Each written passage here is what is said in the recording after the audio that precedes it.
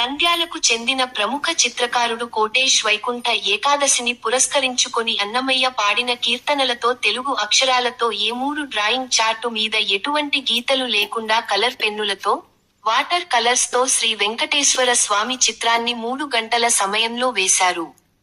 ఈ సందర్భంగా కోటేష్ మాట్లాడుతూ, శ్రీ మహావిష్ణువుకు వైకుంఠ ఏకాదశి అంటే ఎంతో ప్రీతికరమైన రోజు. దీన్ని ముక్కోటి ఏకాదశి కూడా అంటారు. 3 కోట్ల మంది దేవతలు వైకుంఠంకు వెళ్లి విష్ణువును పూజిస్తారు కావున ముక్కోటి ఏకాదశి అంటారు. ఈ రోజున మహావిష్ణువు వైకుంఠం నుండి గరుడ వాహనం పై భూలోకానికి వచ్చి భక్తులకు దర్శనమిస్తారు. శ్రీ మహావిష్ణువువే త్రేత యుగంలో శ్రీరాముడిగా, ద్వాపర యుగంలో శ్రీకృష్ణుడిగా, కలి యుగంలో శ్రీవెంకటేశ్వరునిగా అవతరించారు. ఎంతో పవిత్రమైన వైకుంఠ ఏకాదశిన సహస్రనామ విష్ణు పారాయణం, గోవింద నామ స్మరణ చేయడం, వైష్ణవ ఆలయాలను సందర్శించడం వలన సకల శుభాలు కలుగుతాయి.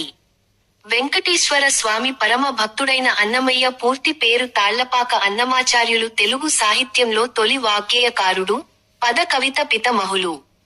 స్వామికి ప్రియమైన భక్తుడు. 2000 కీర్తనలు రచించి తెలుగు భాషా మాధుర్యాన్ని, భక్తిని ప్రపంచానికి చాటాడు.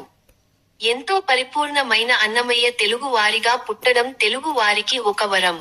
ఆ కారణజన్ముడు పాడిన కొన్ని కీర్తనలతో మన తెలుగు అక్షరాలతో శ్రీ వెంకటేశ్వర స్వామి చిత్రం వేశాను. ప్రతి సంవత్సరం వైకుంఠ ఏకాదశి రోజున స్వామి చిత్రాలు వేస్తూనే ఉన్నాను. ఈసారి ఇలా వినూత్నంగా వేశాను. వైకుంఠ ఏకాదశిని పురస్కరించుకొని ఏ3 డ్రాయింగ్ చార్ట్ మీద కలర్ పెన్నులతో, వాటర్ కలర్స్తో, ఎటువంటి గీతలు లేకుండా అన్నమయ్య పాడిన సంకీర్తనలతో స్వామి చిత్రాన్ని గీశారు. శ్రీ మహావిష్ణువుకు ఎంతో ప్రీతికరమైన రోజు వైకుంఠ ఏకాదశి. దీన్నే ముక్కోటి ఏకాదశి కూడా అంటారు. అంటే 3 కోట్ల మంది దేవతలు వైకుంఠానికి వెళ్ళి మహావిష్ణువుని పూజిస్తారు కాబట్టి దీన్ని ముక్కోటి ఏకాదశి అంటారు. శ్రీ మహావిష్ణువు ఈ రోజున గరుడవాహనం ఎక్కి భూలోకానికి వచ్చి భక్తులకు దర్శనమిస్తారు. శ్రీ మహావిష్ణువే త్రేతాయుగంలో శ్రీరాముడుగా, ద్వాపర యుగంలో శ్రీకృష్ణుడుగా, ఈ కలియుగంలో శ్రీ వెంకటేశ్వర స్వామిగా అవతరించాడు. పరమ భక్తుడైన అన్నమయ్య ఎన్నో సంకీర్తనలు పాడారు. 32,000 సంకీర్తనలు పాడారు. తొలి వాగ్గేయకారుడు, తొలి కవిత రచన చేసిన వాడు. అటువంటి అన్నమయ్య కీర్తనలతో ఈ చిత్రాన్ని వేశాను. అతను అన్నమయ్య పూర్తి పేరు తాళపాక అన్నమాచార్యులు, కానీ అన్నమయ్యగా ప్రసిద్ధిగాంచాడు. ఆయన సంకీర్తనలు లోకానికి చాటాడు. అతను అన్నమయ్య మన తెలుగువాడుగా ఉండడము మన తెలుగువారందరికీ గర్వకారణము. ఆయన ఒక వరం.